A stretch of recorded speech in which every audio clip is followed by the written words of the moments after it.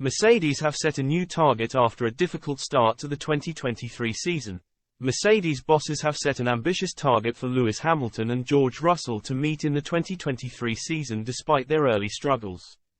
The Silver Arrows are hopeful the team can secure second in the Constructors' Championship, overthrowing Aston Martin. The German marque lies just 1 point behind the British squad even though Fernando Alonso has picked up 5 podiums. Mercedes trackside engineering director, Andrew Ast0n, said, "We're in a good fight for second in the Constructors' Championship, and while that's not our goal, it looks like we're going to be able to have some fun racing with Ferrari and Aston Martin as we work on closing that gap to Red Bull."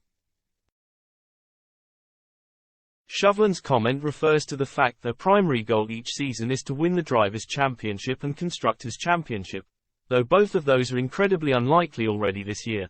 The shorter gap is partly due to the performances of Lance Stroll, who has secured just 27 points to Alonso's 93. The Canadian has picked up points in just 3 races this season but hasn't scored in the last 2 events. This is helping Mercedes close the gap with both drivers almost always in the top 10. Mercedes' only non-point scoring finish was Russell's mechanical retirement at the Australian Grand Prix. Mercedes set a similar goal towards the end of last season but were unable to overthrow Ferrari. They had closed in on the Scuderia after a late surge in pace, with Russell even taking victory in São Paulo. But they ran out of race with the Italian marque just holding on to the runners-up spot. Mercedes introduced a series of upgrades in Monaco in a desperate bid to close the gap to Red Bull. Aerodynamic tweaks were made, including the fitting of a new floor and front suspension system. The team's controversial zero-pod style was also dropped for a more conventional side-pod system.